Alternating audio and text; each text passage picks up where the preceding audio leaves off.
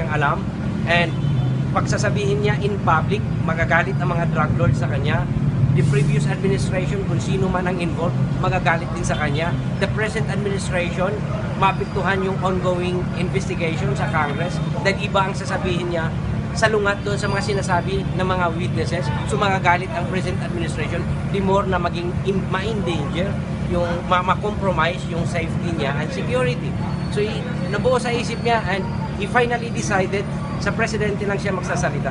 Sasabihin niya ang totoo at ang lahat ng alam niya. Matagal na raw pinangangambahan ni JB Sebastian ang kanyang buhay sa loob ng bilibid, pati na ng kanyang pamilya. Lalo pa nung idinawit siya sa drug trade sa bilibid at iniugnay din kay Senator De Lima ayon sa kanyang abogado. Pero hindi raw alam ni Sebastian kung ano ang motibo ngayon sa pananaksak sa kanya ng kapwa niya preso. Live mula sa Muntinlupa, may report si Marisol Abduraman. Marisol. Jessica, kaya ayon sa kanyang abogado, talagang planado at sinadya talaga ang pananaksak dito kay JB Sebastian. Gayon din yung mga kasamahan niya na hanggang ngayon ay nananatili pa rin dito sa Medical Center ng Muntinlupa. Bagamat ang alam natin na ay nasa stable na silang kondisyon, nasa recovery room na sila at nagpapagaling na. Gayunpaman, Ma'am Jess, nananatiling bantay sarado ang ospital na ito ng Special Action Force. Samot-saring saksak sa katawan ang tinamo ng high-profile inmates na sina JB Sebastian, Vicente C. at Peter at Tony Co. matapos ang gulo sa loob ng Building 14 sa New Bilibid Prison. May saksak malapit sa puso at sugat sa magkabilang kamay at likuran si Sebastian. Halos ganito rin ang tinamo ni Peter Co. Sa mga litratong ito nakuha sa loob ng operating room sa Medical Center Muntinlupa, makikita sina Sebastian at Peter Co. habang ginagamot ng mga doktor.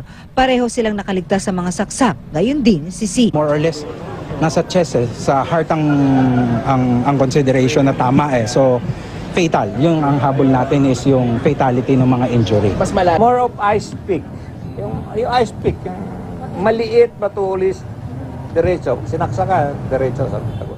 Hindi naman umabot ng buhay sa ospital si Tony Co. Bandang 1:30 ng hapon kanina, dinala sa punerarya ang kanyang labi. May mga dumating na nagpakilalang mga kaibigan daw ni Co. Pero mailap sila maging sa mga tauhan ng punerarya. Ang bilin daw nila, wag munang gagalawin ang bangkay hanggang hindi dumarating ang mga kaanak ni Co galing China. Yun lang ang sabi. Mga kaibigan lang daw po sila nang namatay. Tikom po ayaw po magsalita Aantayin lang daw po muna yung galing ibang bansa. Sabi ni Justice Secretary Vitaliano Aguirre, nagsimula ang gulo ng sitahin ang mga Chinese drug lords habang di umano nagpapat session. Ang kwento naman daw ni Sebastian sa kanyang abogado, walang away na pinagmula ng gulo. Bigla na lang daw siyang sinaksak sa likod ng isang inmate na nagngangalang Tomas. Hindi naman daw niya matukoy kung ano ang posibleng motibo sa pag-atake sa kanya. Walang altercation, walang heated argument among themselves. Kaya yung sinasabi nilang riot, napaka-imposibleng mangyari yun Bigla na lang may umatake kay JB from behind at sinaksak siya dito sa dibdib. Yun na yun, pagulong-gulong siya at sinalag niya yung mga saksak. But the fatal blow was dito sa chest niya. Oo. At habang pinapari niya, sinasalag niya yung saksak ng Tom, narinig niya na nagkaroon na rin ng commotion sa loob. Nagsisigaw yung mga Chinese, maawa naman kayo, tama na, tama na. So, ang alam ni JB, sinasaksak na rin sila. Matagal na raw hinihingi ng kampo ni Sebastian na ilipat siya mula Building 14 dahil nangangamba ito sa kanyang buhay at ng kanyang pamilya. Yan ay matapos siyang idawit sa drug trade sa loob ng bilibid at iugnay siya kay Senator Leila De Lima. There is a serious and imminent danger to the life of my client, JB Sebastian. Hopefully, sana naman, maawa naman sila, i-transfer nila ito sa safe na lugar. Carnapping at kidnapping ang mga kasong naglagay kay Sebastian sa bilibid. Nahatulan siya ng reclusion perpetua sa 2 kaso niya ng kidnapping. Bahagi naman ng tinaguri ang bilibid 19 sina Peter Co, Tony Co at Vicente C. Ang nasawing si Tony Co o Suyu Kwang, nahatulan ng carnapping at kidnapping sa isang Jackie Rowena Chu noong 2001. Si Peter Co naman o Wu Tuanyuan, hinatulang guilty matapos mahuling nagbebenta umano ng shabu noong 1999. Inaresto rin dahil sa pagbebenta ng shabu si Vicente C noong 1998. Taong 1999, nang sentensyahan siya ng reclusion perpetua.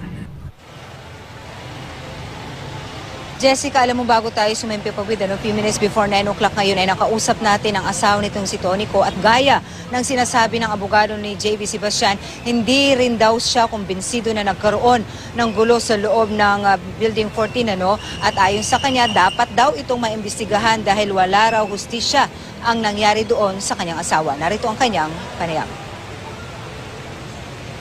Isipin mo, 12, hindi pa ba talaga tinutuluyan yun? Talagang tutuluyan na nila. Sigarilyo nga po, hindi na sila makapagsigarilyo eh. Magsasyabu pa kaya sila? Huli raw niyang nakausap ang kanyang asawa nung linggo at maayos pa naman daw ang kanilang naging usapan.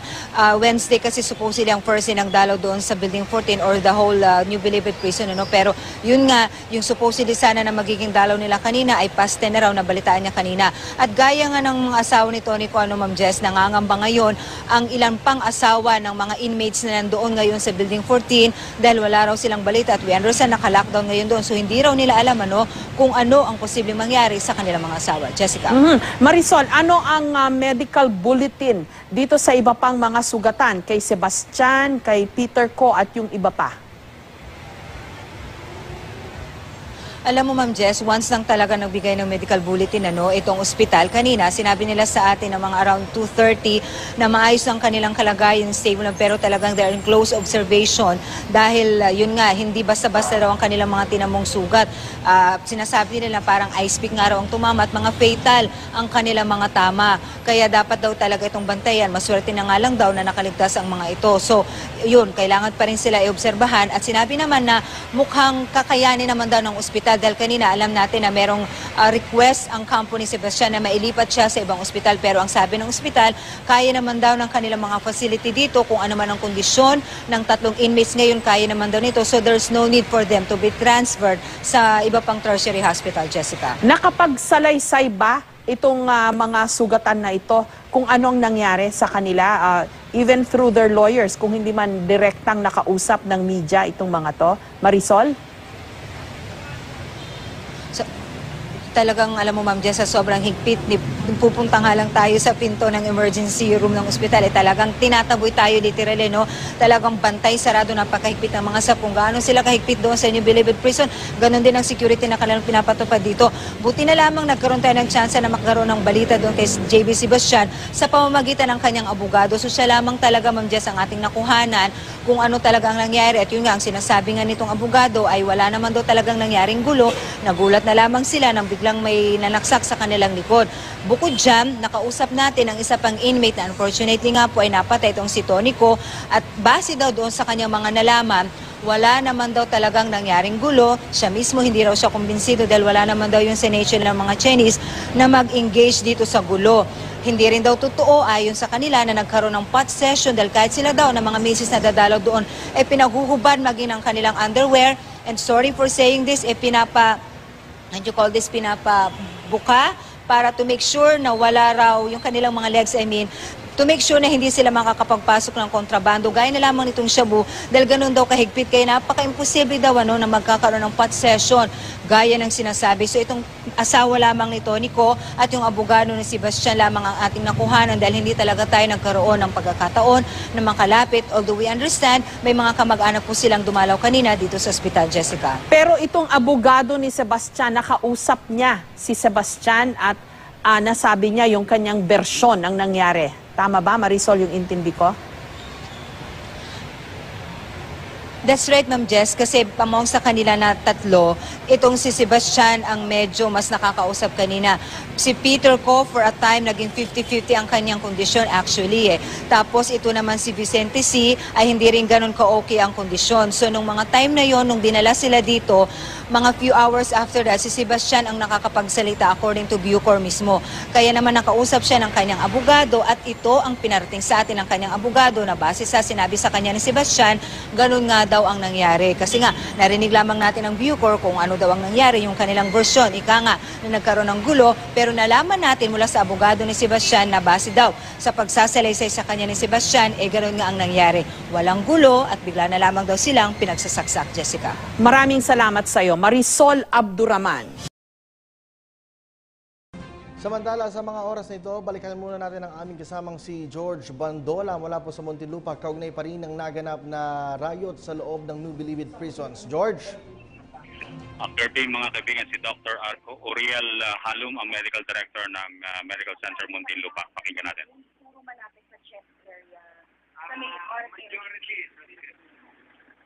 so can we say that those who were meant to kill? Dahil pag doon, mas makakapatay.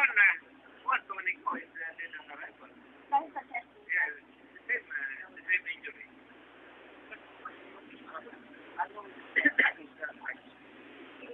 More of ice pick. More of ice. Yes, the same. Marami. What is pa? So, naging matutunan sa parking o sa sinasabi mo? Sir, can you describe to us, based din sa wounds nila, anong type na po, sir, yung pinamit mo na more of ice pick? Yung ice pick. Maliit na tuloy. Pero sir, metal ba or improvised daw, sir, kasi yung info na nakarating din namin? Hindi namin nakita. Personal quality. Tapos na lahat. Wala na kami. So, sir, lahat sila stable. Yes. How long do you hope to hear you? Dito, ang mga 5 days. 5 days. Pero so far, ang advice ng mga doctor, yes, of course.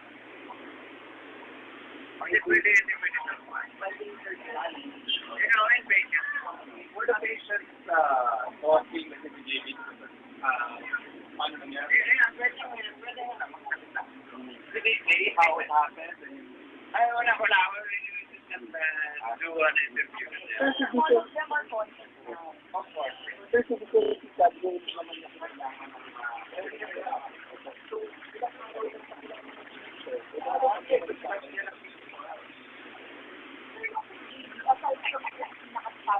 meron pa ba siyang may mga iba pa bang kasi yung staff. Kasi kami may pang-sure to say. Ano yung pinaka-sabi mo yung legal counsel, sir? Ang pinaka-malagay mo lang sa amin, hinahapit sa part, meron ba yung tama naman? Ito si Dr. Vinci Rillana. Yan ako, pera. Sige, sir, ano yung describe? Was it fatal ba yung hindi na nararamdaman? Yung location of course, it's fatal. Cardiac area. What we're considering kasi, one of the consideration is cardiac tamponade. Although patient didn't exhibit any signs of tamponade. Although patient is still under observation. Sir, bakit describe yung malapit sa heart? Well, in consideration, 4th to 5th ICS, so that's intercostal area. 4th ICS meaning mid-clavicular area. So, malapit siya talaga sa cardiac area. Tinamaan sir yung lungs. Well, lungs, yes. Wala kayong actually, wala naman. All are punctured wounds. So, upon X-ray, ang consideration natin is kung merong natira.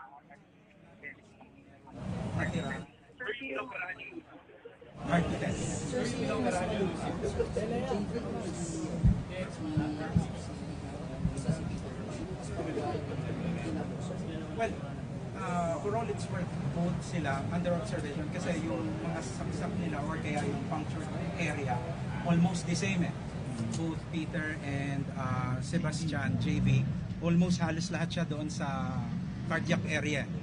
No? So, yun lang yung Pero sabihin natin sino mas maluba. Both as of now are stable. Pero, syempre, we're still observing the patient. Bakit ino-observan, sir? Anong danger? May danger pa ba? I mean, what? Ano pinag-iingatan niya? Ano po, syempre po, in trauma, it doesn't necessarily mean na patient presented with these symptoms is yun na yun So sometimes patient develop complications or sometimes yung problems in terms of medical. No? So we're still observation. Yung chest tube are placed, oobserbahan pa rin siya. Doon sa klase ng sugat nila, sir, mga gaano katagal yung recovery? Mga tansya nyo? Well, ang problem natin kasi niyan, kung yung blood, no, per se, no, will observe until such time na decrease na yung lumalabas niyan, stable ang patient. So marami tayong criteria before we decide when to take out the chest tube. Pero as of now, observe. Sir, sabi nung legal counsel ni JB, nagre-request sila na mailipat sa Asian Hospital. Kailangan pa ba yun? Or hindi na, alam mo yung kaya na naman ng Kayang-kaya dito yan. Kayang-kaya dito yan. Wala. Kayang-kaya dito yan. Sir, may request na ba na manatili sila dito legally? And then, syempre, we all have the staff here and so it's a consideration for the hospital. A request. Yung request to stay here muna sila kasi they're high-profile inmates. Tatlo sila and then you'll have all these staff and newborn persons. Well, right now, dito muna sila until such time na may mag-request silang transfer. Pag stable ng condition nila at may request for transfer, we will grant the request. Sir, kailangan pa ba silang I-transfer? No more. We can manage it here. Sir, to clarify lang ulit yung kay Vicente. Sa chest area din, sir, yung niya? Meron ba sa chest? Vicente, sa likod siya. Sa left posterior chest. Tsaka sa tagiliran. Punctured din. Both are punctured. Pero can we call that minor dahil hindi kinailangan mag-surgery or major pa rin? Well, as ang category naman yan, still we don't really say na critical yan. Still, ang importante niyan is we monitor the patient anytime, any instance na unstable. That's the time na we do something kung kailangan gawin. Pero as of now, incident was 7-8 o'clock in the morning. Until now, medyo stable naman yung vital signs. So there's still room for observation. So yung namatay, pareho rin yung injuries. Anong ikinamatay yan, sir? Anong puncture? Hindi, kasi yung expired, mas marami talaga eh. DOA siya upon arrival dito sa hospital. Considering sa yung dami ng saksak, mas marami talaga. Sir, yung going back to chest. Sebastian, you said left and right extremities and then may likod and then meron dito. Yeah. Sir, so yung kay JP meron din sa kamay? Si JB meron rin sa extremities, pero all are punctured wound kasi ang consideration if it's stopped, masyadong maliit eh, yung it's less than 0.5 centimeters yung mga tusok eh. So si Peter may mga extremities din. Or something like this? Alin? Extremities din. May mga puncture Si din. Peter actually more on sa chest siya.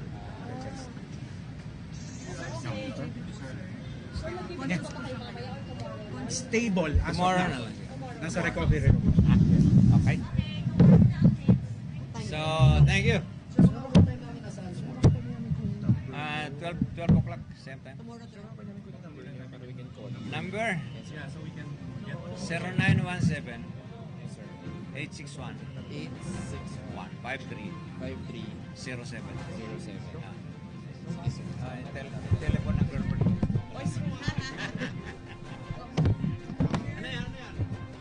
Okay, si Dr. Oriel Halum, mga kaibigan, ang medical director nitong Medical Center Muntinlupa sa kanyang pagpapaliwanag na so apat yung nandito ngayon, si JV Sebastian, si Peter Ko at si Vicente C, yung medyo nasa maayos ng kondisyon. Yung pang-apat kanina ay dinala na nga doon sa Funeraria Eastern Funeral, si Tony Ko. At binabanggit itong si Dr. Halum na talagang maraming tama yung ikinamatay nitong si Tony Ko na naging dahilan ng kanyang pagkamatay, at gayon rin si JV Sebastian na malapit na dun sa puso yung kanyang pinakamatinding tama, pero lahat naman sila dalawa sina JV Sebastian at itong si Peter Ko ang talagang nangailangan ng matinding operasyon, pero si Vicente C ay hindi na kinailangan ng operasyon, pero all of them are in stable condition at they will remain in this hospital for at least 5 days ayon kay Dr. Halum. At kung ano man yung magiging abiso ng Bureau of Corrections, kung ililipat pa sila o dadalhin ng diretso sa New Bilibid Prison sa pagtatapos ng kanilang pagpapagamot dito sa Medical Center Muntinlupa, ito yung susundin pa rin ng ospital. Bukas na ng tanghali, magpapalabas ng susunod na medical advisory o medical bulletin ang ospital kaugnay ng kalagayan ng 3 pang naiiwang pasyente dito po sa Medical Center Muntinlupa. Mula po sa Muntinlupa para sa PTV News, ako po si George Bandola. Maraming salamat sa iyo, George Bandola. Ako po si Cathy San Gabriel. Subscribe na sa PTV YouTube channel. I-click lang po ang subscribe button. Samantala sa puntong ito, kasama po natin si Attorney Eduardo Arriba. Siya po ang abogado naman ni JB Sebastian. Attorney, magandang hapon po sa inyo. Good afternoon, G. Apo, sa ngayon ho, kumusta na ho yung si JB dito sa Medical Center? After ongoing a minor operation in the operating room, nilabas na si JB and stable na siya and okay. Apo, ano ho ba ang pananaw nyo dito sa pangyayaring ito? Kasi dalawang anggulo yung tinitingnan. Anong pananaw ni JB din dito nung nakausap nyo po? Ang sabi ni JB na wala naman daw mga altercations, wala namang exchange of arguments. Biglaan na lang na inatake siya. So ang conclusion niya dito is planado itong nangyari sa kanya. Apo. The same holds true with respect to Peter Ko, Vicente, and Tony Ko. Apo. Nakikita niyo ho ba, kumbaga parang nakikita ho ba niya, sa tingin niya talagang naisang patahimikin na may kinalaman po sa investigasyon? Well, ang sabi niya, it could be related to the ongoing investigation on the proliferation of illegal drugs at the NBP. So it has relation. Opo. May petition din ho kayo na, may motion ho kayo na mailipat siya sa Asian Hospital, tama po ba? Yeah, we have a pending request. Although verbally, we're waiting for OIC Asuncion if he will require us to file a formal request, and we will do so. As regards the security of JB after he's being discharged from the hospital, we are going to file a request for the transfer of JB Sebastian from Building 14 to any facility even within the premises of NBP. Actually, para malaman ninyo, simula pa noong 1 taon, meron na kaming request so that JB will be transferred from Building 14 to the maximum security compound.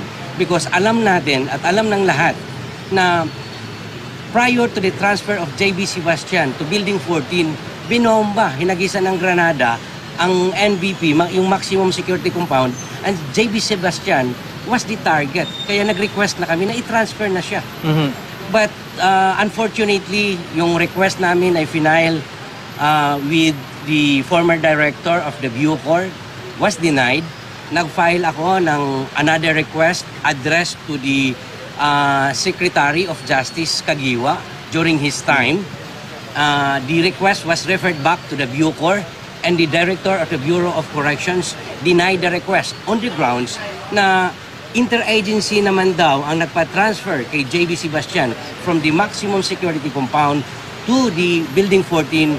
It is the same interagency that will decide whether JB Sebastian will be transferred back to the maximum security compound. So denied in point of effect. Apo, yun hong pagkakabanggit ni Senator De Lima na asset siya ng gobyerno para masawata yung droga sa loob, ay nakikita ho ba ni JB na isa ito maaaring dahilan kung pinagkakaisahan siya ng mga high profile doon o ng ibang mga preso po?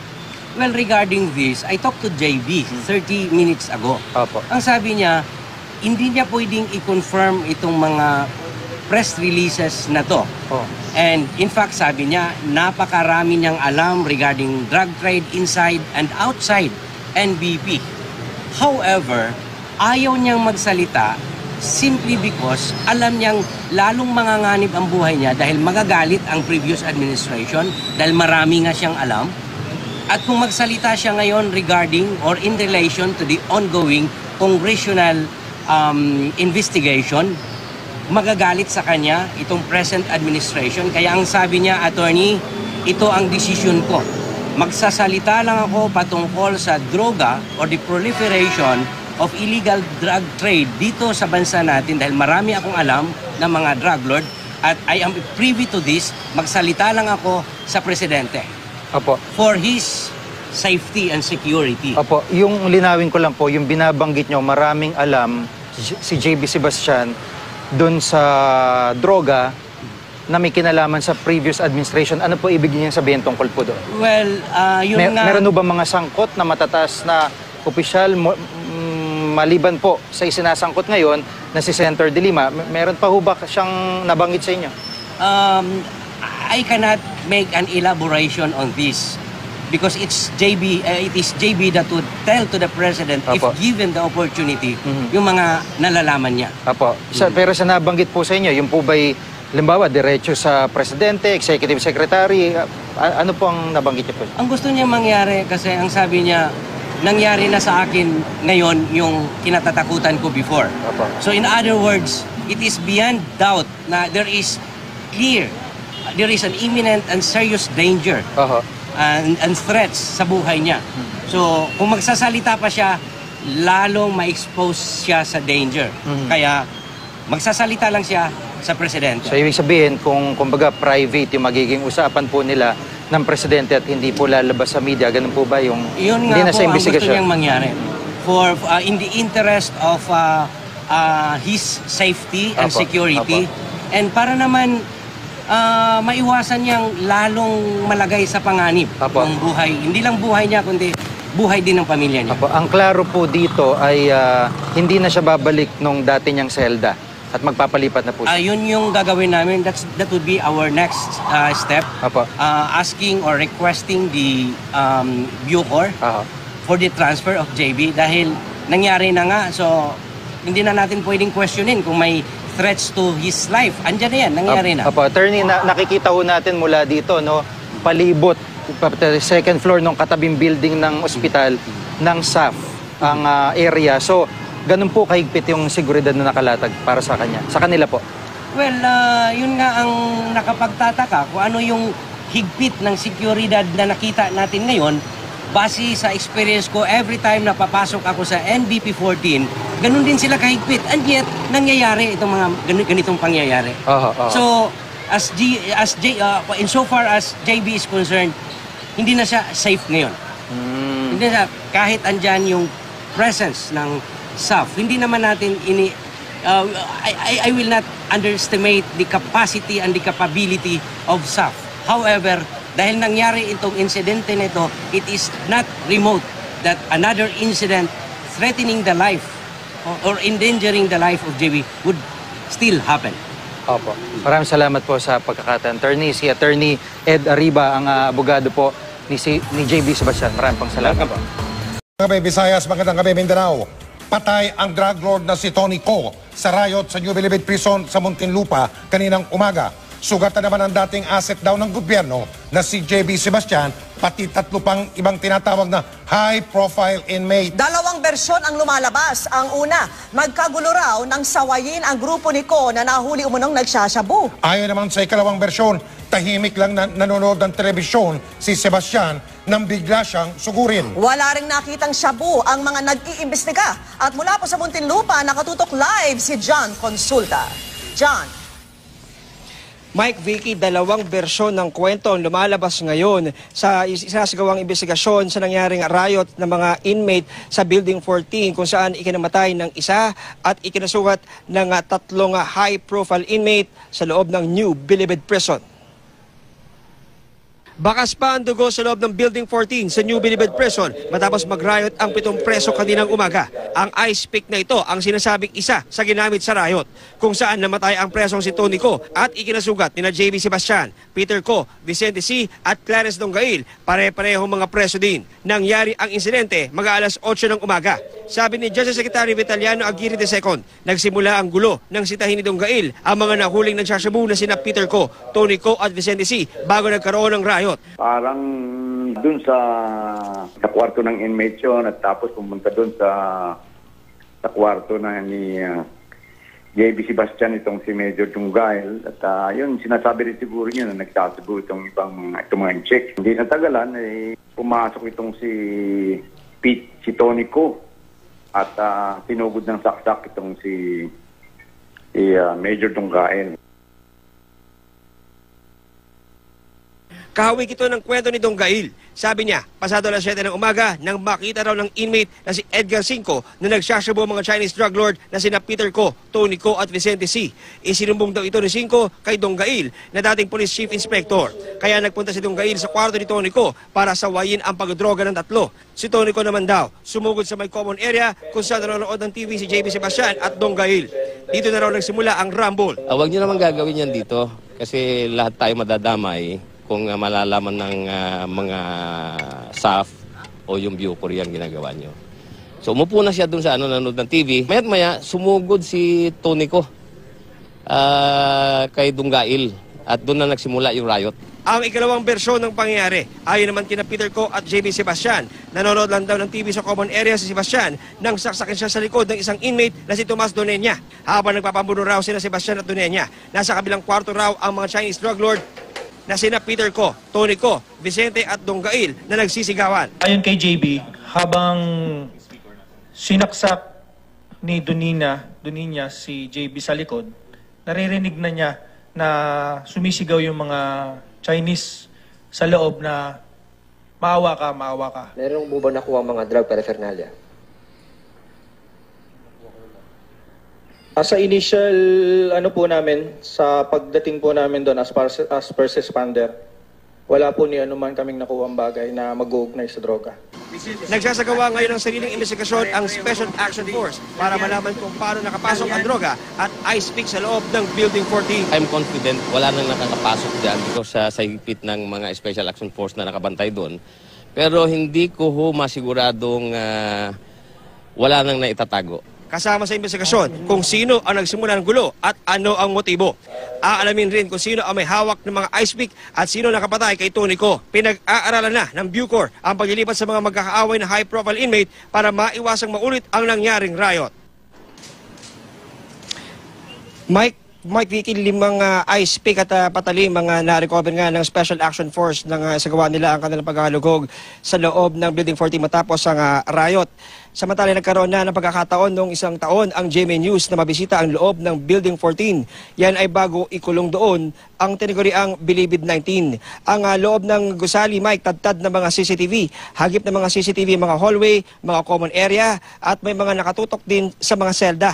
Ang mga kuha ng CCTV ito nang maganap ang umano'y riot, hawak na raw ngayon ng CIDG. Pero hindi pala ito ipinakita ngayon sa media. At yung mga narito sa New Bilibid Prison, balik sa inyo, Vicky.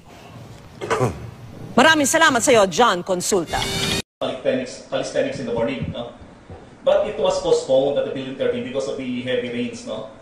So, kaya siguro nakatambay daw sila doon. Yun yung mga lumabas, no, sa malapit na nakatambay doon. So, syempre, siguro pagka nung nagka-rumble na, ayan na, nagalo-halo na yung pero ito naman ay iniimbestigahan na natin mabuti, no? Ang Bureau of Corrections naman, no, kami, ang unang-unang instruction kanina ni OIC Director Rolando Asuncion sa Investigating Section, imbestigahan niyo mabuti. Ang gusto ko, kung ano yung totoo sa investigation niyo, yun yung ilalagay niyo sa investigation report.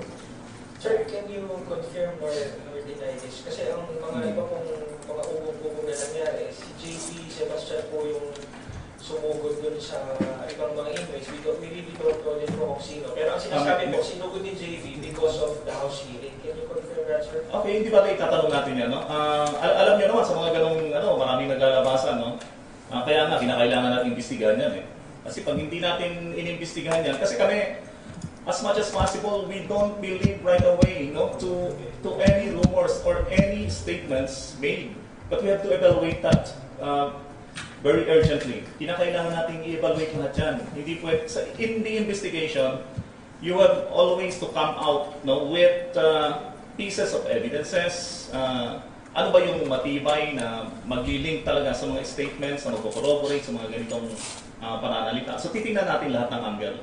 Who's that cover of JB Sebastian, sir? Is it true na isa pong Tomas Donenia, yung pumatake po sa kanya? Tomas Donenia. Parang lumulutang yung ano, no? Kasi kanina, binigay sa akin yung mga profile nitong iniimbestiga ng IS, no? Brad, okay. So, isa yata ito si Tomas Donenia na iniimbestiga natin ngayon, no? So, kung tayo ng dito version naman, kasi yung Tomas na yan, ito yung version ng JB. Yun yun. So we have having these two inalalos lang yung different versions para mawala yung stipulation na napaka-rotate ang yung facts. May speculation na may pinagin sa house hearing. This time, pwede namin sabihin, wala yan. Kasi, in so far as in the two versions are concerned, hindi ganun yung lumalabas. So yung speculation kung si JP yung matake, we still don't know that. But apparently, based on the investigation so far, mukhang si JP lang pinatake pa nga ng ibang mga inmates. Yun yung si Tomas. So itong yung para makikita natin another version of the story. Ikukwento ng sila yung ating internal investigative unit. They were the one who arrived on the scene of the crime when they were informed na nagkaroon na commotion sa building 14. So when they arrived at the scene, yung mga staff, binubuhat na yung mga one by one, yung mga wounded. So they are the one who took the pictures and everything dun sa scene of the crime. Si Commissar Paulson.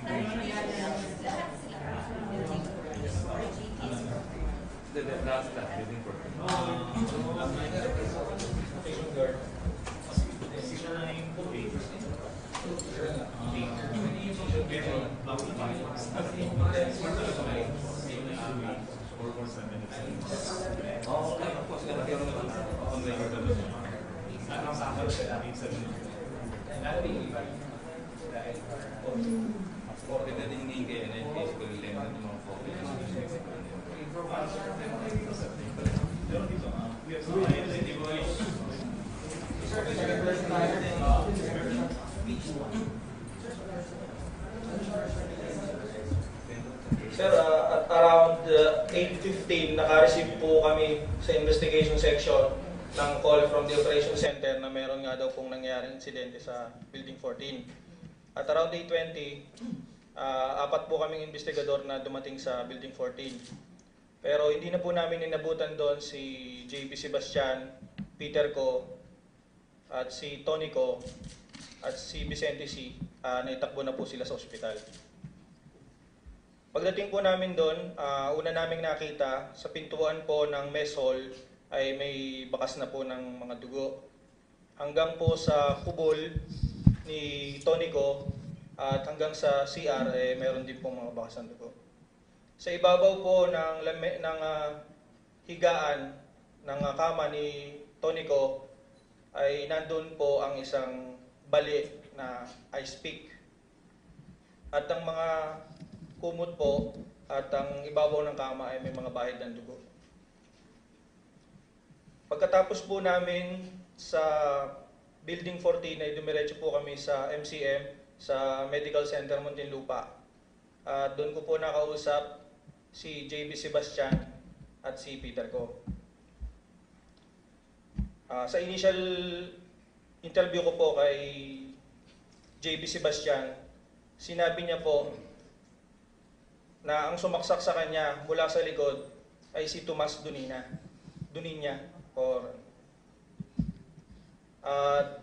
Habang po, bago po ang pagkakasaksak na yon ni Tomas Donenia ay kausap po niya si Clarence Donggail sa mess hall po habang si JB po ay nanonood ng TV.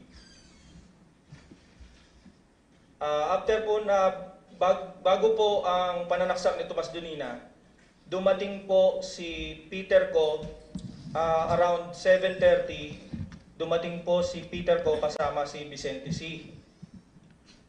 At dumiretso po sila, pagkapasok sa Mesol ay dumiretso po sila sa kubol ni Tonico. Sumunod po si Clarence Donggail kay Peter Ko at Vicente C kung saan yung kubol ni Tonico. Nang mawala na po yung si Peter, si Clarence at si Vicente, doon na po sinaksak ni Tomas Doniña si JB. Nagpambuno po sila at nagtamo po si JB ng saksak sa kanang dibdib. Ayon din po kay JB, habang sila po ay nagpapambuno ni Tomas Doniña, ay naririnig niya po sa loob na sumisigaw yung mga Chinese inmates. Parang nagmamakaawa, yun ang sabi niya sa initial interview niya. Yun po yung version ni JB. Ito naman po yung version ni Peter Ko. Around 7:30, pagkatapos niya pong mag-almusal, ay nakatanggap po siya ng tawag o tinawag lang po dahil gusto daw siyang makausap ni Clarence at pumunta siya sa mess hall. Ang sagot po ni Peter Ko, ayokong pumuntang mag-isa. Kasama ko si Enteng. He was referring to Vicente C. Kaya nung oras na yun, pumunta po sila agad, silang dalawa, yun nga po, nagdire-diretso na sila sa kubol po ni Tonico. Ang sumaksak po, ayon kay Peter Ko, ang sumaksak po sa kanya ay si Clarence Donggail. At may kasama po pong isa na Filipino inmate na hindi niya po pinangalanan. At siya rin po, si Clarence Donggail rin po ang sinasabi ni Peter Ko na sumaksak kay Vicente C. at kay Tonico.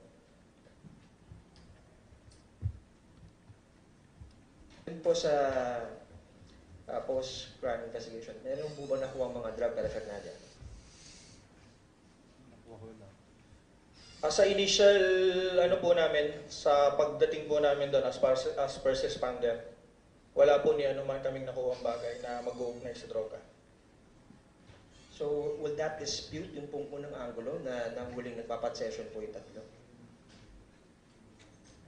Again, hirap magbigay ng conclusion now. And so, for us yung testimonies, ang sinasabi lang, walang nakitang droga, pero kung for us to have a conclusion kagad what really happened, it will be premature. Kasi nga, still undergoing investigation. We're just presenting to you the true views para naman di tayo mag-speculate na baka it's a political reason.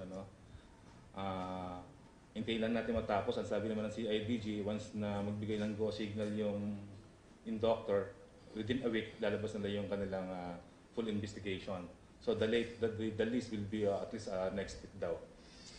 Sir, of course, these people belong to different gangs or groups, di ba? So may nakikita po ba kayong mga posibleng iringan itong dalawang groups? Actually, dalawang gangs involved, Commando at BCJ.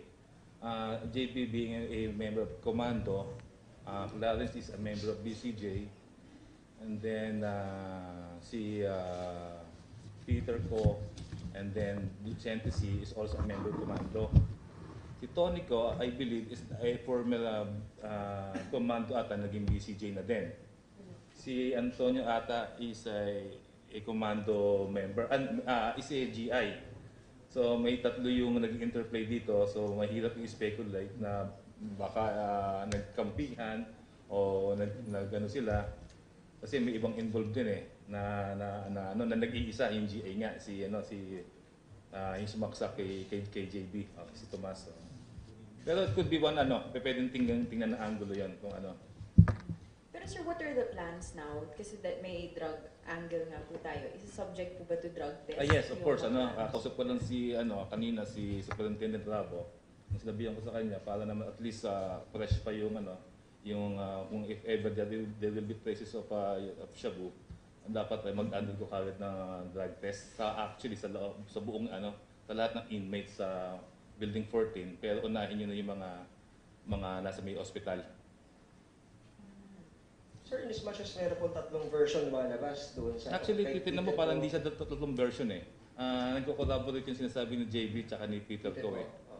Because according to the investigation, sa version ni Peter, he was invited by Clarence to have a meeting doon sa kubol ni Tony Ko. Pero ang sabi doon ni Peter ko, I don't want to go there alone, so sinama niya si Vicente.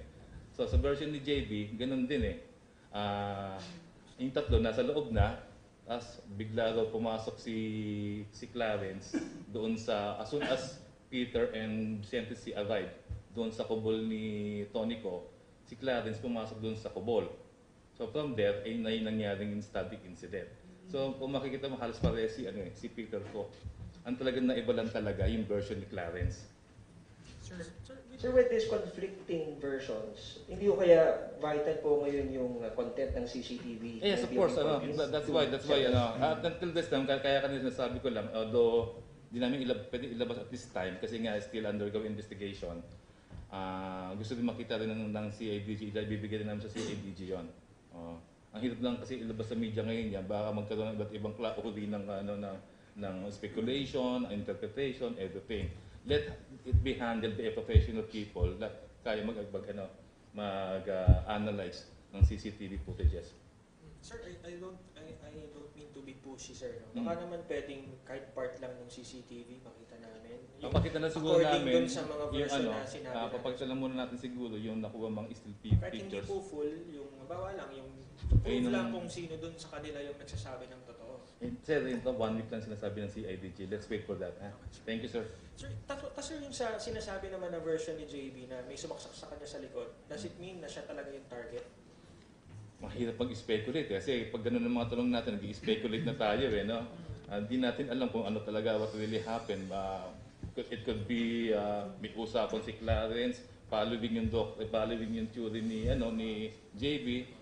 Kung magdugo tayong conclusion dito, it could be there must be an agreement between Clarence and Tomas for that thing to happen. Pero at this time, ang hirap mag-speculate.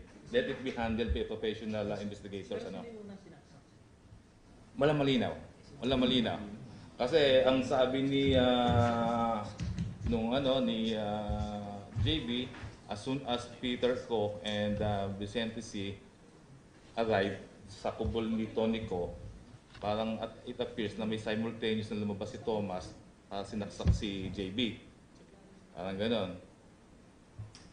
So we're looking into, because of the testimony, ang mga nag-lead sa amin is to look into the three possible deadly weapons.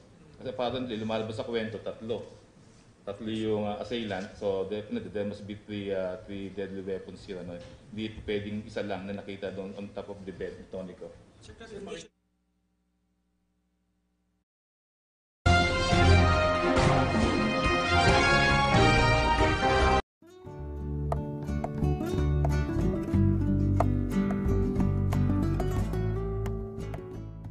Denied in point of effect. Apo, yun hong pagkakabanggit ni Senator De Lima na asset siya ng gobyerno para masawata yung droga sa loob ay nakikita ho ba ni JB na isa ito maaaring dahilan kung pinagkakaisahan siya ng mga high profile doon o ng ibang mga preso po? Well, regarding this, I talked to JB 30 minutes ago. Opo. Ang sabi niya, hindi niya pwedeng i-confirm itong mga press releases na to. And in fact, sabi niya, napakarami niyang alam regarding drug trade inside and outside NBP. However, ayaw niyang magsalita simply because alam niyang lalong manganganib ang buhay niya dahil magagalit ang previous administration dahil marami nga siyang alam. At kung magsalita siya ngayon regarding or in relation to the ongoing congressional investigation, magagalit sa kanya itong present administration. Kaya ang sabi niya, attorney, ito ang decision ko. Magsasalita lang ako patungkol sa droga or the proliferation of illegal drug trade dito sa bansa natin dahil marami akong alam ng mga drug lord at I am privy to this. Magsalita lang ako sa presidente. Apo. For his safety and security. Opo, yung linawin ko lang po, yung binabanggit nyo, maraming alam si JB Sebastian doon sa droga na may kinalaman sa previous administration. Ano po ibig niya sabihin tungkol po doon? Well, Meron ba mga sangkot na matataas na opisyal maliban po sa isinasangkot ngayon na si Senator De Lima? Meron pa ho ba siyang nabanggit sa inyo? I cannot make an elaboration on this because it is JB that would tell to the President if given the opportunity yung mga nalalaman niya. Apo. Pero sa nabanggit po sa inyo, yung po ba'y limbawa, diretso sa Presidente, Executive Secretary, ano po ang nabanggit niya po? Ang gusto niya mangyari kasi ang sabi niya, nangyari na sa akin ngayon yung kinatatakutan ko before. So in other words, it is beyond doubt na there is an imminent and serious danger and threats sa buhay niya. So kung magsasalita pa siya, lalong ma-expose siya sa danger. Kaya magsasalita lang siya sa Presidente. So ibig sabihin, kung kumbaga private yung magiging usapan po nila ng Presidente at hindi po lalabas sa media, ganun po ba yung yun hindi nga na sa po ang gusto investigasyon? niyang mangyari. For in the interest of his safety and security and para naman maiwasan niyang lalong malagay sa panganib ang buhay, hindi lang buhay niya kundi buhay din ng pamilya niya. Ang klaro po dito ay hindi na siya babalik nung dati niyang selda at magpapalipat na po siya. Yun yung gagawin namin. That would be our next step.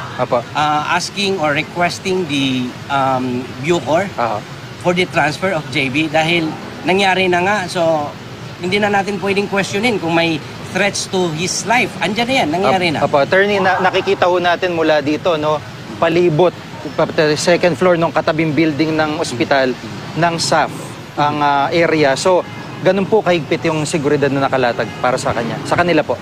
Well, yun nga ang nakapagtataka kung ano yung higpit ng seguridad na nakita natin ngayon.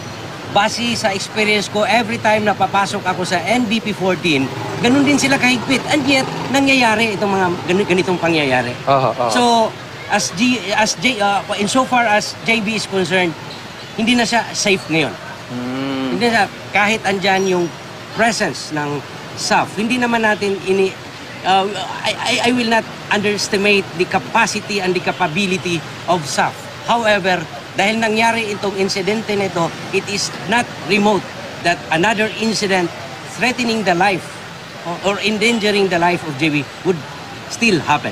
Opo. Maraming salamat po sa pagkakataon. Attorney, si Attorney Ed Arriba, ang abogado po ni JB Sebastian. Maraming pang salamat po. Mga Visayas, magandang gabi, Mindanao. Patay ang drug lord na si Tony Co sa riot sa New Bilibid Prison sa Muntinlupa kaninang umaga. Sugatan naman ang dating asset daw ng gobyerno na si JB Sebastian, pati 3 pang ibang tinatawag na high-profile inmate. 2 bersyon ang lumalabas. Ang una, magkagulo raw nang sawayin ang grupo ni Co na nahuli umunong nagsasyabu. Ayon naman sa ikalawang bersyon, tahimik lang nanonood ng telebisyon si Sebastian nang bigla siyang sugurin. Wala ring nakitang shabu ang mga nag-iimbestiga. At mula po sa Muntinlupa, nakatutok live si John Consulta. John. Mike, Vicky, 2 bersyon ng kwento ang lumalabas ngayon sa isinasagawang investigasyon sa nangyaring riot ng mga inmate sa Building 14 kung saan ikinamatay ng isa at ikinasugat ng 3 high-profile inmate sa loob ng New Bilibid Prison. Bakas pa ang dugo sa loob ng Building 14 sa New Bilibid Prison matapos mag-riot ang 7 preso kaninang umaga. Ang ice pick na ito ang sinasabing isa sa ginamit sa riot kung saan namatay ang presong si Tony Co at ikinasugat nina JB Sebastian, Peter Co, Vicente C at Clarence Donggail. Pare-parehong mga preso din. Nangyari ang insidente mag-aalas 8 ng umaga. Sabi ni Justice Secretary Vitaliano Aguirre II, nagsimula ang gulo ng sitahin ni Donggail ang mga nahuling nagsasyabu na sina Peter Co, Tony Co at Vicente C bago nagkaroon ng riot. Parang dun sa kwarto ng inmate yun at tapos pumunta dun sa kwarto na ni JB Sebastian, itong si Major Donggail. At yun, sinasabi rin siguro niya na nagsasabu itong mga check. Hindi natagalan, pumasok itong si Tony Co at tinugod ng saksak itong si Major Donggail. Kahawig ito ng kwento ni Dong Gail. Sabi niya, pasado alas 7 ng umaga nang makita raw ng inmate na si Edgar Cinco na nagsasabo mga Chinese drug lord na sina Peter Ko, Tony Ko at Vicente C. Isinumbong daw ito ni Cinco kay Dong Gail na dating police chief inspector. Kaya nagpunta si Dong Gail sa kwarto ni Tony Ko para sawayin ang pagdroga ng tatlo. Si Tony Ko naman daw sumugod sa may common area kung saan nanonood ng TV si JB Sebastian at Dong Gail. Dito na raw nagsimula ang rumble. Huwag niyo naman gagawin yan dito kasi lahat tayo madadamay kung malalaman ng mga staff o yung Bucor yung ginagawa nyo. So umupo na siya dun sa nanonood ng TV. Maya't maya, sumugod si Tony Ko kay Dong Gail at doon na nagsimula yung riot. Ang ikalawang bersyon ng pangyayari, ayon naman kina Peter Ko at JB Sebastian, nanonood lang daw ng TV sa common area si Sebastian nang saksakin siya sa likod ng isang inmate na si Tomas Donenya. Habang nagpapambuno raw sina Sebastian at Donenya, nasa kabilang kwarto raw ang mga Chinese drug lord na sina Peter Ko, Tony Ko, Vicente at Dong Gail na nagsisigawan. Ayon kay JB, habang sinaksak ni Doninya si JB sa likod, naririnig na niya na sumisigaw yung mga Chinese sa loob na maawa ka, maawa ka. Meron mo ba nakuha mga drug paraphernalia? Sa initial po namin, sa pagdating po namin doon as first responder, wala po ni anuman kaming nakuha ang bagay na mag-uugnay sa droga. Nagsasagawa ngayon ng sariling investigasyon ang Special Action Force para malaman kung paano nakapasok at request. Yung request, stay here muna sila kasi they're high-profile inmates. Tatlo sila and then you'll have all these staff and Bucor personnel. Well, right now, dito muna sila until such time na may mag-request silang transfer. Pag stable ng condition nila at may request for transfer, we will grant the request. Si transfer? No more. We can manage it here.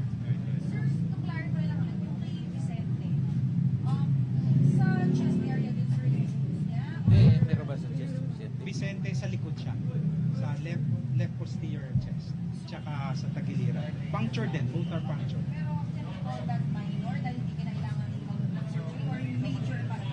Well, as category naman yan, still we don't really say na critical yan.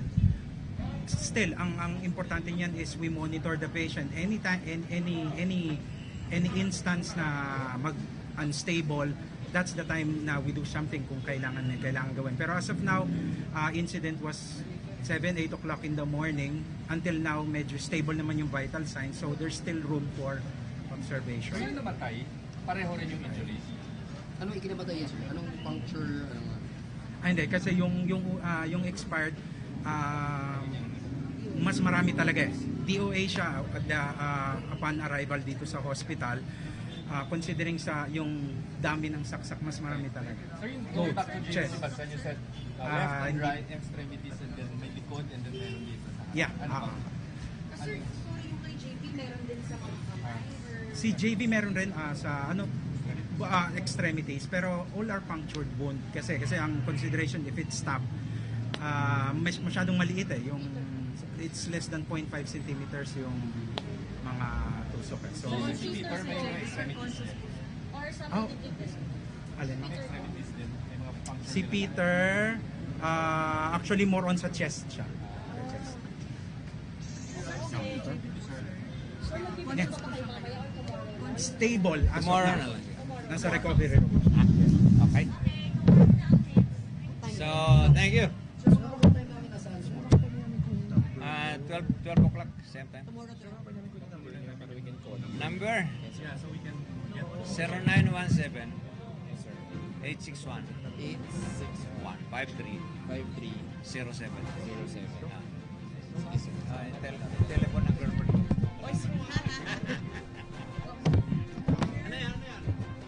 Okay.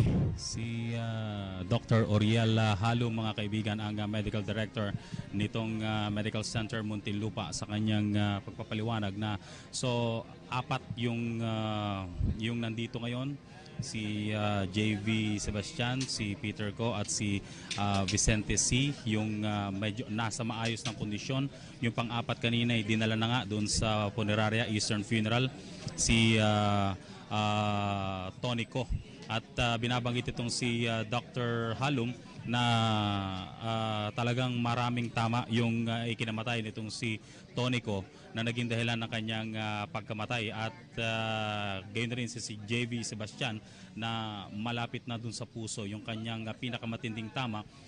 Pero lahat naman sila, dalawa sina JV Sebastian at itong si Peter Ko ang talagang nangailangan ng matinding operasyon, pero si Vicente C ay hindi na kinailangan ng operasyon. Pero all of them are in stable condition at they will remain in this hospital for at least 5 days ayon kay Dr. Halum. At kung ano man yung magiging abiso ng Bureau of Corrections, kung ililipat pa sila o dadalhin ng diretso sa New Bilibid Prison sa pagtatapos ng kanilang pagpapagamot dito sa Medical Center Muntinlupa, ito yung susundin pa rin ng ospital. Bukas na ng tanghali, magpapalabas ng susunod na medical advisory o medical bulletin ang ospital kaugnay ng kalagayan ng 3 pang naiiwang pasyente dito po sa Medical Center Muntinlupa. Mula po sa Muntinlupa para sa PTV News, ako po si George Bandola. Maraming salamat sa iyo, George Bandola. Ako po si Cathy San Gabriel. Subscribe na sa PTV YouTube channel. I-click lang po ang subscribe button. Samantala sa puntong ito, kasama po natin si Attorney Eduardo Arriba. Siya po ang abogado naman ni JB Sebastian. Attorney, magandang hapon po sa inyo. Good afternoon, G. Apo, sa ngayon ho, kumusta na ho yung si JB dito sa Medical Center? After ongoing a minor operation in the operating room, nilabas na si JB and stable na siya and okay. Apo, ano ho ba ang pananaw nyo dito sa pangyayaring ito? Kasi dalawang anggulo yung tinitingnan. Anong pananaw ni JB din dito nung nakausap nyo po? Ang sabi ni JB na wala naman daw mga altercations, wala namang exchange of arguments. Biglaan na lang na inatake siya. So ang conclusion niya dito is planado itong nangyari sa kanya. Apo. The same holds true with respect to Peter Ko, Vicente, and Tonico. Apo. Nakikita niyo ho ba, kumbaga parang nakikita ho ba niya, sa tingin niya talagang naisang patahimikin na may kinalaman po sa investigasyon? Well, ang sabi niya, it could be related to the ongoing investigation on the proliferation of illegal drugs at the NBP. So it has relation. Opo. May petition din ho kayo na, may motion ho kayo na mailipat siya sa Asian Hospital, tama po ba? Yeah, we have a pending request. Although verbally, we're waiting for OIC Asuncion if he will require us to file a formal request, and we will do so.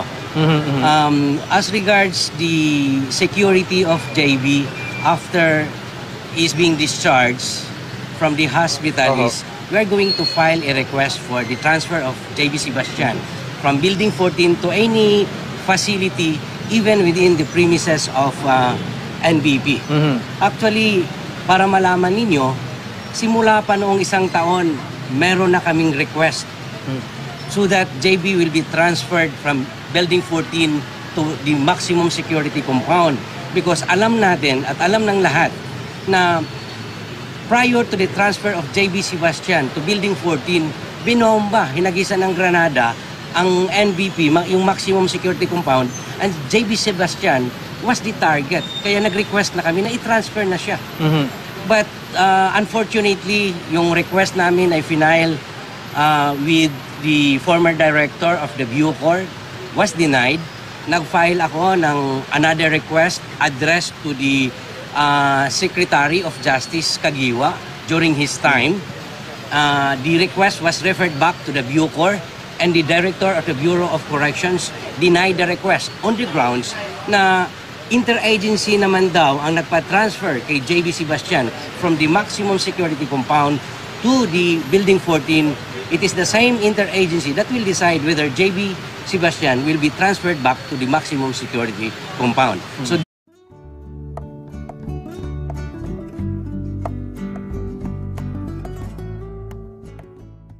siyang alam, and pagsasabihin niya in public, magagalit ang mga drug lords sa kanya.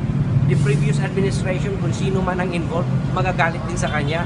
The present administration maapektuhan yung ongoing investigation sa Congress dahil iba ang sasabihin niya salungat doon sa mga sinasabi ng mga witnesses. So magagalit ang present administration, the more na maging ma-endanger yung ma-compromise yung safety niya and security.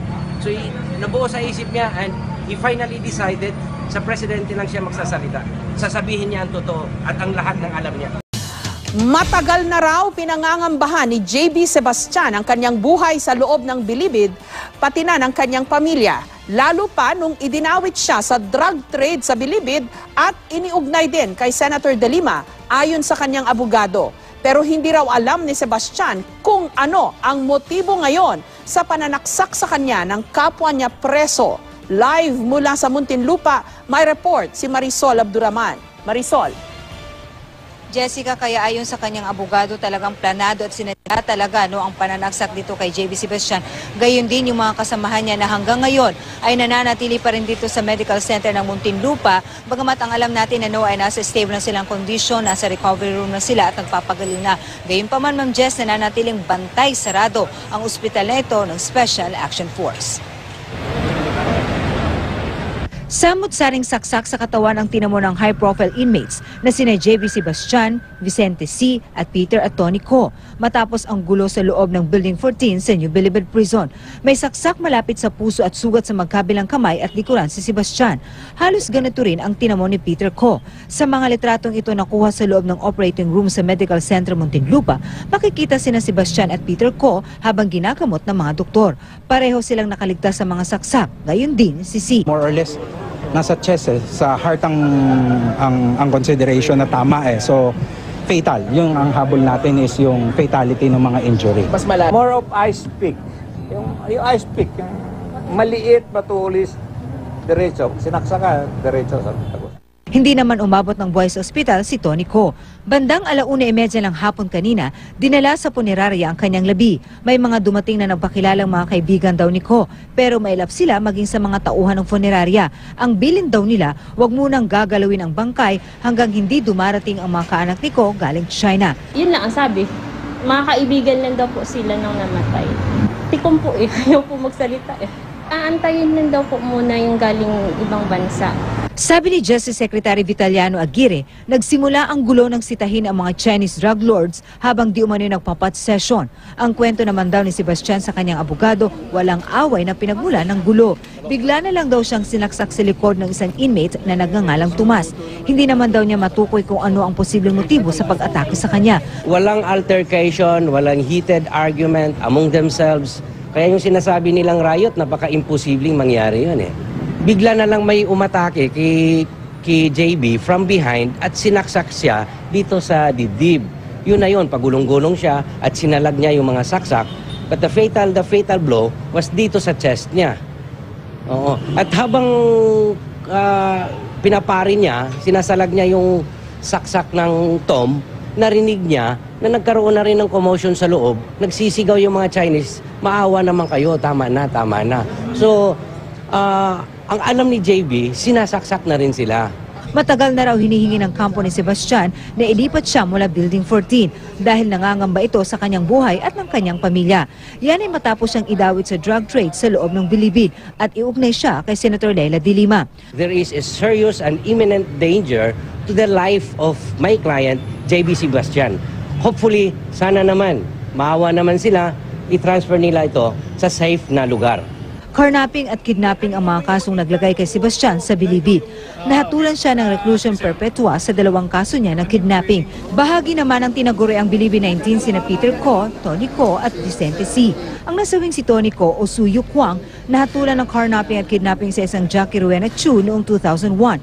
Si Peter Co naman o Wu Tuanyuan, hinatulang guilty matapos mahuli nagbebenta umano ng shabu noong 1999. Inaresto rin dahil sa pagbebenta ng shabu si Vicente C noong 1998. Taong 1999 nang sentensyahan siya ng reclusion perpetua. Jessica, alam mo bago tayo sumempe pawid, few minutes before 9 o'clock ngayon ay nakausap natin ang asawa nitong si Tony Co at gaya ng sinasabi ng abogado ni JB Sebastian, hindi rin daw siya kumbinsido na nagkaroon ng gulo sa loob ng Building 14 at ayon sa kanya dapat daw itong maimbestigahan dahil wala raw hustisya ang nangyari doon sa kanyang asawa. Narito ang kanyang panayam. Isipin mo, 12. Hindi pa ba talaga tinutuluyan yun? Talagang tutuluyan na nila. Eh, sigarilyo nga po, hindi na sila makapagsigarilyo eh. Magsasyabu pa kaya sila? Huli raw niyang nakausap ang kanyang asawa nung linggo at maayos pa naman daw ang kanilang naging usapan. Wednesday kasi supposedly ang first ng dalaw doon sa Building 14 or the whole New Bilibid Prison. Ano? Pero yun nga, yung supposedly sana na magiging dalaw nila kanina ay past 10 na raw, nabalitaan niya kanina. At gaya nga ng mga asawa ni Tonico, Ma'am Jess, nangangamba ngayon ang ilang pang asawa ng mga inmates na nandoon ngayon sa Building 14 dahil wala raw silang balita at we understand naka-lockdown ngayon doon. So hindi raw nila alam kung ano ang posibleng mangyari sa kanilang mga asawa. Jessica. Marisol, ano ang medical bulletin dito sa iba pang mga sugatan kay Sebastian, kay Peter Ko at yung iba pa? Alam mo, Ma'am Jess, once lang talaga nagbigay ng medical bulletin itong ospital. Kanina, sinabi nila sa atin na mga around 2:30 na maayos ang kanilang kalagayan, stable lang, pero talagang they're in close observation dahil yun nga, hindi basta-basta raw ang kanilang mga tinamong sugat. Sinasabi nila parang ice pick nga raw ang tumama at mga fatal ang kanilang mga tama. Kaya dapat daw talaga itong bantayan. Maswerte na nga lang daw na nakaligtas ang mga ito. So, yun, kailangan pa rin sila iobserbahan at sinabi naman na mukhang kakayanin naman daw ng ospital dahil kanina alam natin na merong request ang kampo ni Sebastian na mailipat siya sa ibang ospital pero ang sabi ng ospital, kaya naman daw ng kanilang mga facility dito kung ano man ang kondisyon ng 3 inmates ngayon, kaya naman daw nito. So there's no need for them to be transferred sa iba pang tertiary hospital, Jessica. Nakapagsalaysay ba itong mga sugatan na ito kung anong nangyari sa kanila, even through their lawyers, kung hindi man direktang nakausap ng media itong mga to? Marisol? Talagang alam mo, Ma'am Jess, sa sobrang higpit, pupunta nga lang tayo sa pinto ng emergency room ng ospital, talagang tinataboy tayo literally, talagang bantay, sarado, napakahigpit ng mga sapong. Gaano sila kahigpit doon sa New Bilibid Prison, ganon din ang security na kanilang pinapatupad dito. Buti na lamang nagkaroon tayo ng chance na magkaroon ng balita doon kay JB Sebastian sa pamamagitan ng kanyang abogado. So siya lamang talaga, Ma'am Jess, ang ating nakuhanan kung ano talaga ang nangyari. At yun nga, ang sinasabi nga nitong abogado ay wala naman daw talagang nangyaring gulo. Nagulat na lamang sila nang biglang may nanaksak sa kanilang likod. Bukod dyan, nakausap natin ang isa pang inmate ng droga at ice pick sa loob ng Building 14. I'm confident wala nang nakakapasok dyan because sa higpit ng mga Special Action Force na nakabantay doon. Pero hindi ko masiguradong wala nang naitatago. Kasama sa investigasyon kung sino ang nagsimula ng gulo at ano ang motibo.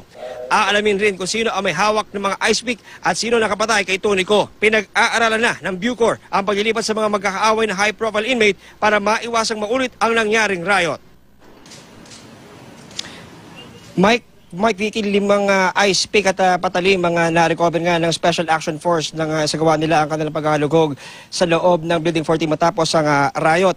Samantala, nagkaroon na ng pagkakataon noong 1 taon ang GMA News na mabisita ang loob ng Building 14. Yan ay bago ikulong doon ang tinaguriang Bilibid 19. Ang loob ng gusali, Mike, tad-tad ng mga CCTV, hagip ng mga CCTV, mga hallway, mga common area, at may mga nakatutok din sa mga selda. Ang mga kuha ng CCTV ito nang maganap ang umano'y riot, hawak na raw ngayon ng CIDG. Pero hindi pala ito ipinakita ngayon sa media. At yung mga latest sa New Bilibid Prison, balik sa inyo, Vicky. Maraming salamat sa iyo, John Consulta. Calisthenics in the morning, no? But it was postponed at the Building 13 because of the heavy rains, no?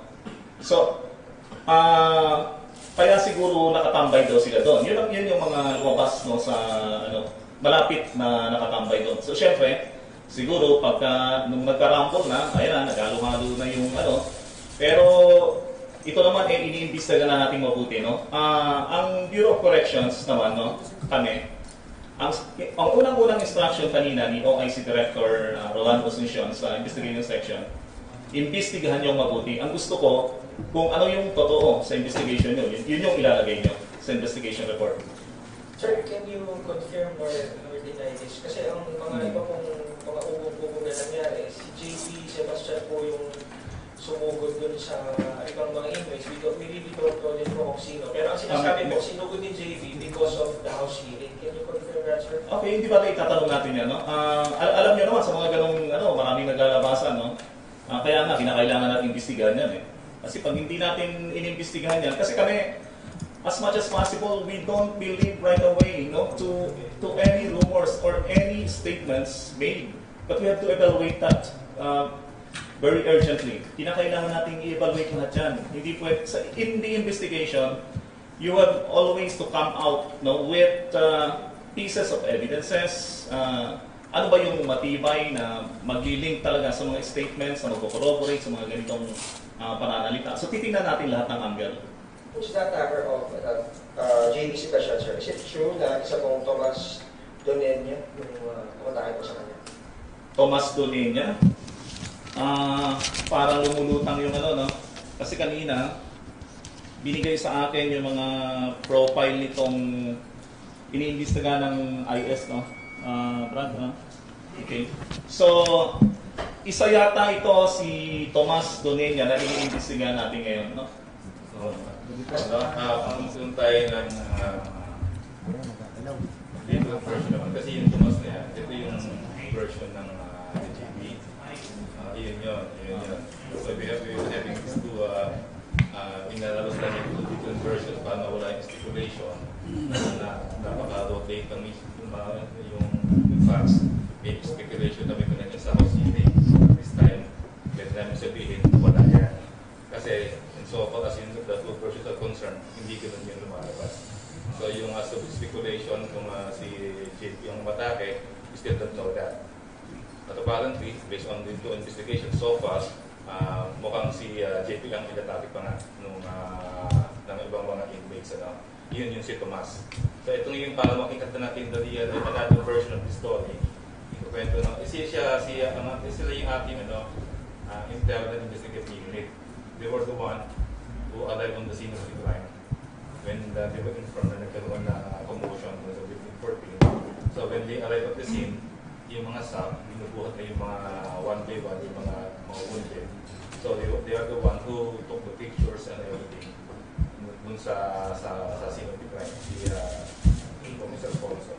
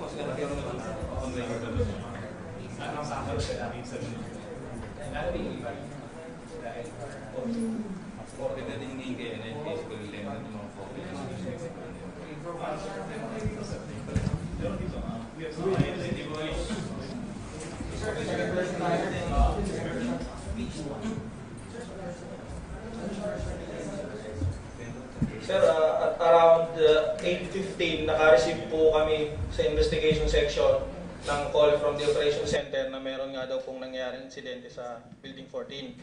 At around 8:20, apat po kaming investigador na dumating sa Building 14.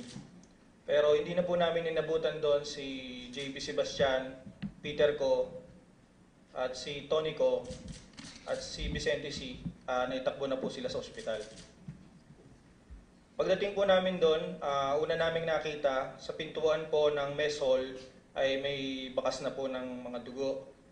Hanggang po sa kubol ni Tony Ko at hanggang sa CR meron din po mga bakas ng dugo. Sa ibabaw po ng higaan ng kama ni Tony Ko ay nandun po ang isang bali na ice pick. At ang mga kumot po at ang ibabaw ng kama ay may mga bahid ng dugo. Pagkatapos po namin sa Building 14 ay dumiretso po kami sa MCM, sa Medical Center Muntinlupa. At doon ko po nakausap si JB Sebastian at si Peter Ko. Sa initial interview ko po kay JB Sebastian, sinabi niya po na ang sumaksak sa kanya mula sa likod ay si Tomas Duninya.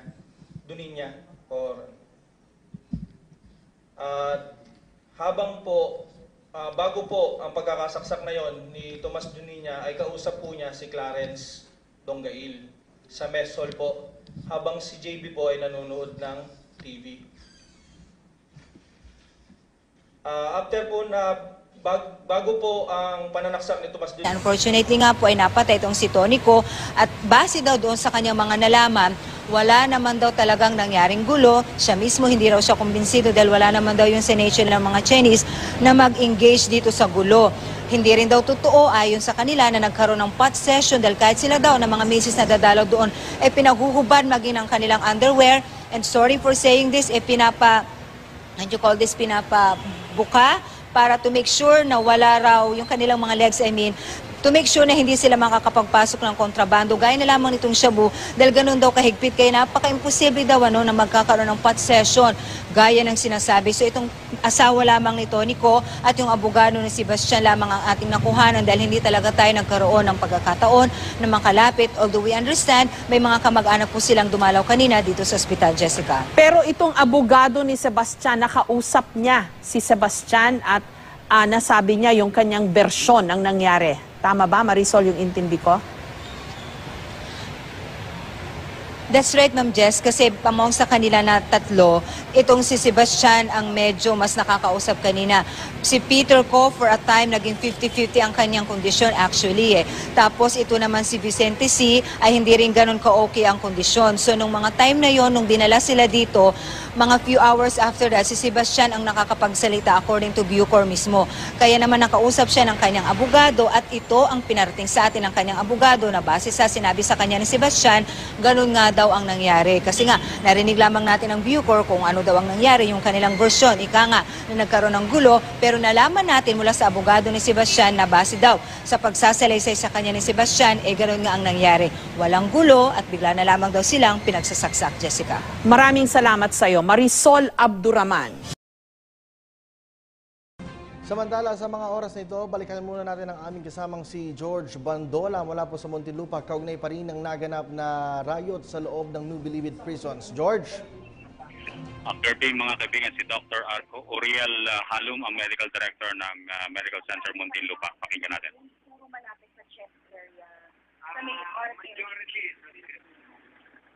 So can we say that those who were meant to kill? Dahil pag doon, mas makakapatay. One turning point dahil sa chest. Yeah, the same injury.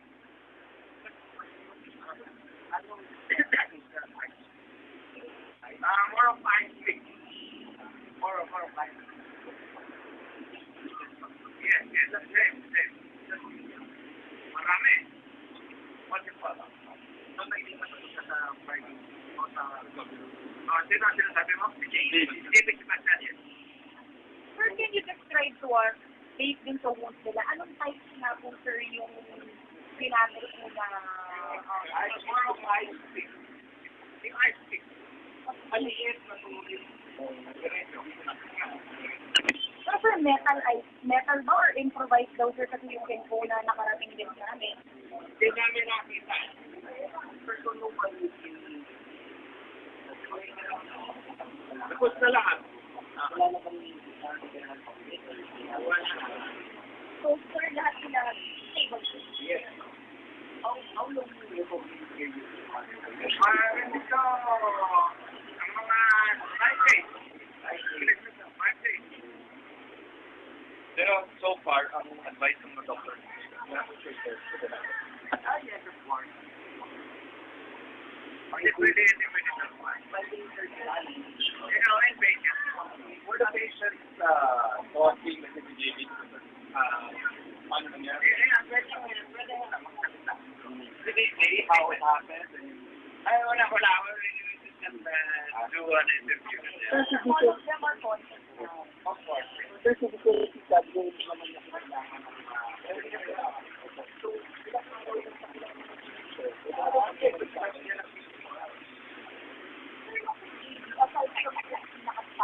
meron pa ba siyang may mga iba pa bang kasi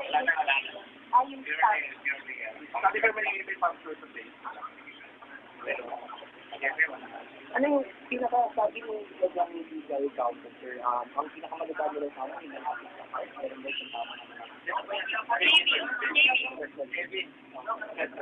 Ito si Dr. Vinci Rillala.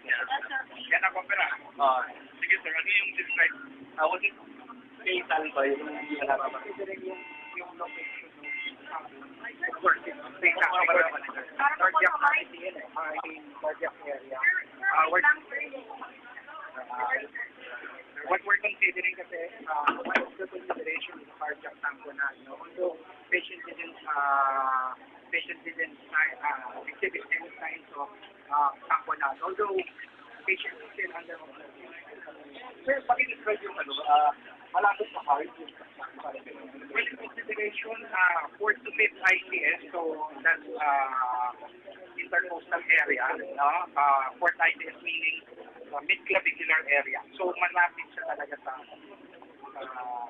cardiac area. Pinama-under yung lungs. Lungs, yes. Wala kayong actually, wala naman. All are punctured wounds. So, upon X-ray, ang consideration natin is kung meron natira.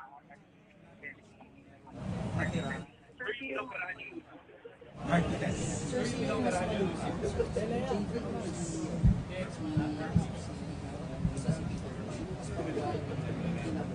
Well, for all it's worth, both sila under observation kasi yung mga saksak nila or kaya yung punctured area almost the same eh.